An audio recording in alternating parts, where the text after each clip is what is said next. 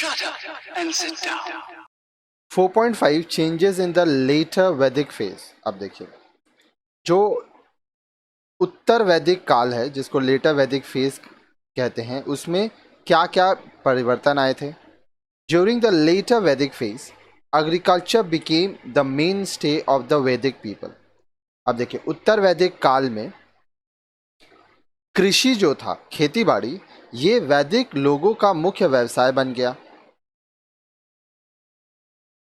Mainly, many rituals were introduced to initiate the process of agriculture. खेती बाड़ी का काम शुरू करने के लिए बहुत सारे धार्मिक अनुष्ठान प्रारंभ किए गए। It also speaks of plowing with yokes of 6 and 8 oxen. इसमें यह भी कहा गया कि हल चलाने के लिए 6 या और 8 जोड़े बैल जोते जाएं। The buffalo had been domesticated for the agricultural purpose. अब देखिए, भैंसों को खेती के उद्देश्य से घरों में पाला जाता था। The animals this animal was extremely useful in ploughing the swampy land. अब देखिए, स्वैम्पी लैंड क्या होता है? जहाँ दलदल वाली ज़मीन होती है। तो यहाँ पे बोल रहा है कि जो दलदल वाली ज़मीन थी उस पर हल चलाने के लिए यह जो जानवर है, ये पशु बफेलो, भैंस, ये बहुत उपयोगी थे। The God Indira acquires a new epithet, Lord of the plough, in this period. Indra देवता को इस काम में नया उपनाम दिया गया। उन्हें अब कृषि के देवता का नाम दिया गया। The number and varieties of plants food increased. अब देखिए, खेती बाड़ी होती थी, इसलिए पौधे से उगाए जाने वाले जो खाद्य पदार्थ थे उनकी संख्या बहुत बढ़ गई थी और बहुत किस्म के अब उगाए जाने लगे थे। Apart from barley, people now cultivated wheat, rice, pulses, lentils, millet, sugarcane etcetera. अब देखिए, जौ के अतिरिक्त अब लोग और क्या क्या उगा रहे थे? वो गेहूँ, चावल, दाल, मसूर, ज्वार, बाजरा, गन्ना, ये सब भी उगा रहे थे। द आइटम्स ऑफ दान एंड दक्षिणा इंक्लूड डेड कुक्ड राइस। अब जो पका हुआ चावल होता था वो दान दक्षिणा के लिए दिया जाता था।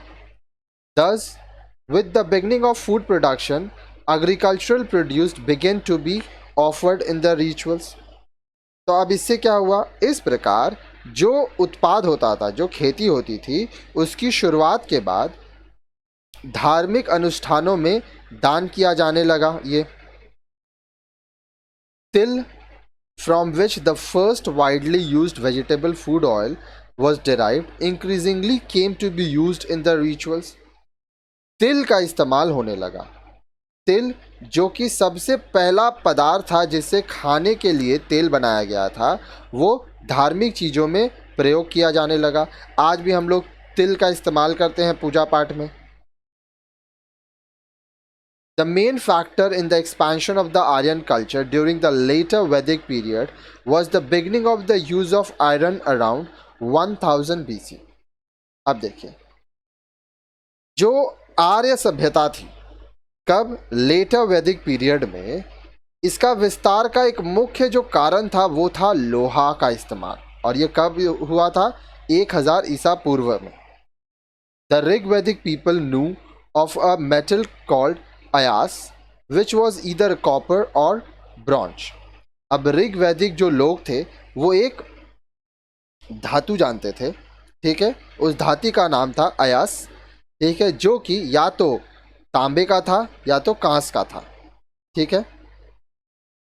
इन the later Vedic literature, ayas was qualified with shyama और krishna, meaning black to denote iron. अब उत्तर वैदिक साहित्य में अयस को श्यामा और कृष्णा नाम दिया गया, ठीक है, जिसका अर्थ होता है काला, ठीक है, और यह लोहे के लिए इस्तेमाल किया गया। Archaeology has shown that iron began to be used around 1000 BC, which is also the period of later Vedic literature. पुरातात्विक जो हम लोग को सबूत मिला है, आर्कियोलॉजी से ये पता चला कि जो लोहे का प्रयोग है वो कब हुआ, 1000 ईसा पूर्व में, ठीक है। और ये कब का माना जाता है, 1000 ईसा पूर्व माना जाता है लेटर वैदिक साहित्य का, ठीक है। The northern and the eastern part of India to which the Aryans later migrated receive more rainfall than the northern western part of India.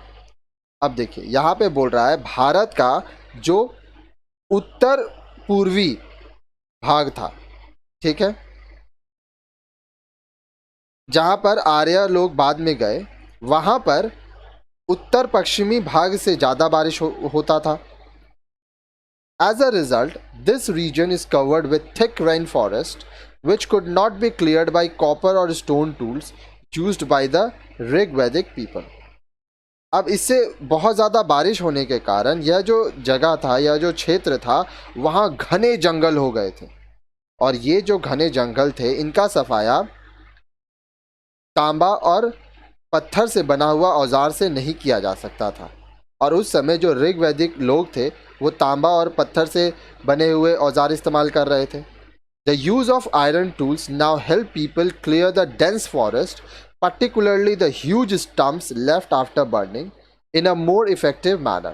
अब देखिए जो लोहे के औजार थे इनसे बहुत मदद मिला वो घने जंगलों को खाली करने में। जो पेड़ जल जाते थे, उनके जो बड़े बड़े ठूंठ रह जाते थे, उनका सफाया करने में। Large tracts of forest land could be converted into cultivable pieces in relatively less time. अब देखिए बहुत बड़े बड़े जंगल के रास्ते को, ज़मीन को खेती करने के लिए बनाया जाने लगा और लोहे के औजारों के ज़रिए ये बहुत जल्दी होने लगा। The iron plough could turn the soil from deeper portion making it more fertile. अब जो लोहे के हल बनाए गए उससे गहरी मिट्टी को जोता जाने लगा ताकि वो जो भूमि है वो उपजाऊ बने।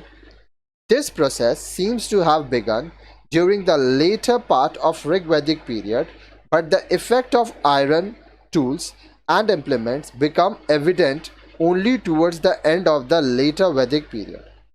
अब ऐसी संभावना है, यह मानी जाती है कि यह जो प्रक्रिया है ऋग्वैदिक काल के उत्तर काल में प्रारंभ हो गई थी, ठीक है, परंतु लोहे से बने औजार और उपकरण के प्रयोग के कारण ये अंतिम चरण में आ गया। तो ऋग्वैदिक जो काल था उसमें भी पेड़ों को साफ करने की कोशिश की गई थी, लेकिन बाद में जब लोहा का इस्तेमाल किया गया तो इसमें काफ़ी सफलता मिली और काम बहुत अच्छे से होने लगा।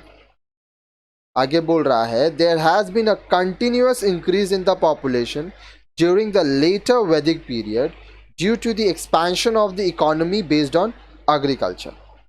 अब देखिए लेटर वैदिक पीरियड, उत्तर वैदिक काल के दौरान कृषि आधारित अर्थव्यवस्था, इकोनॉमी बेस्ड ऑन एग्रीकल्चर, इसके विस्तार से जनसंख्या में बहुत वृद्धि हुई, पॉपुलेशन बहुत बढ़ा। The increasing number and sizes of painted grey ware PGW settlements in the Doab area shows this. अब देखिए यहाँ बोल रहा है चित्रकारी किए गए सुरमई रंग के बर्तनों PGW की संख्या और आकार बढ़ने के अवशेष मिलने के कारण डोब क्षेत्र में यह सबूत मिलता है कि लोग बढ़ गए थे। With the passage of time and the Vedic people also acquired better knowledge of seasons, manuring and irrigation.